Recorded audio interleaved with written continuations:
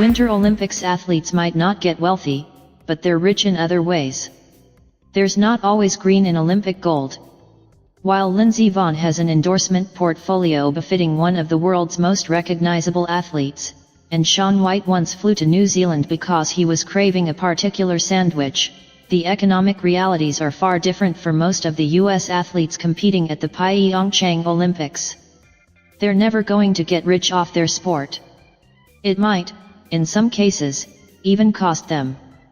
The biathletes, the curlers, the ski jumpers, the lugers, and the Nordic combined athletes they scrape by with help from their families and federations, juggle training with part-time jobs. And for what? Aside from 16 days every 4 years, they train and compete in relative anonymity and financial obscurity. It's all what you value, ski jumper Will Rhodes said Thursday. A lot of my friends might be graduating college right now and they're going to go to a great job immediately.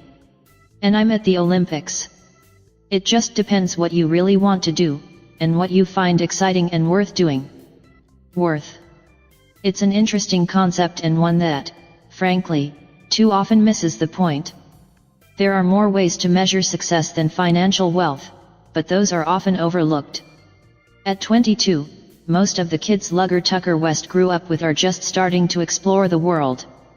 He has a master's level education in it. There are few corners of Europe he hasn't visited, and if you need a recommendation for schnitzel in Austria, he knows just the place. We travel on Sunday or Monday and we don't slide until Tuesday or Wednesday, he said. So we'll usually have a day or two off where we can go explore or hang out. This is life experience, West added. We do luge because we love to do luge, but it offers so much more opportunities in life to go explore the world. To go hang out with friends while doing it. But the bills do have to be paid somehow. There's equipment to buy, training to pay for, hotels to book. Athletes from other countries often are subsidized by their government, but that's not the case for the Americans. The U.S. Olympic Committee, which helps fund athletes through their sport federations, is a non-profit that receives no government money. It is an interesting topic, said lugger Chris Masger, who said athletes often compare how and where they get their funding. Do we do really well with our resources? I think the private sector does a fantastic job providing money to the Olympic movement, and I'm so grateful for that. Should the government also kick in? I think there could be a conflict of interest there, he said. But I think it should be discussed, how they could help out. That isn't likely to happen anytime soon, however, so athletes make do however they can. Some event organizers will help pick up the costs, but it varies. There's often prize money, but that varies, too.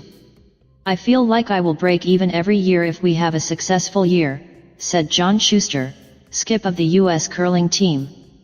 If we have not a successful year, it probably ends up costing me a bunch of money. Many athletes work jobs in the off-season like professional NFL and Major League Baseball players did once upon a time.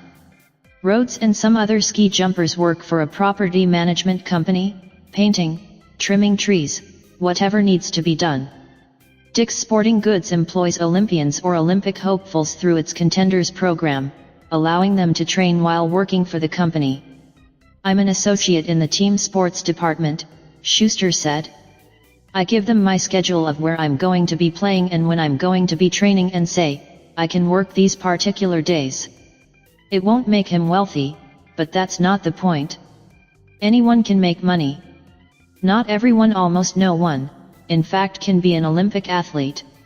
Even though the sport doesn't pay a whole lot, I have more life experiences than most people I know, Masger said. And that is priceless.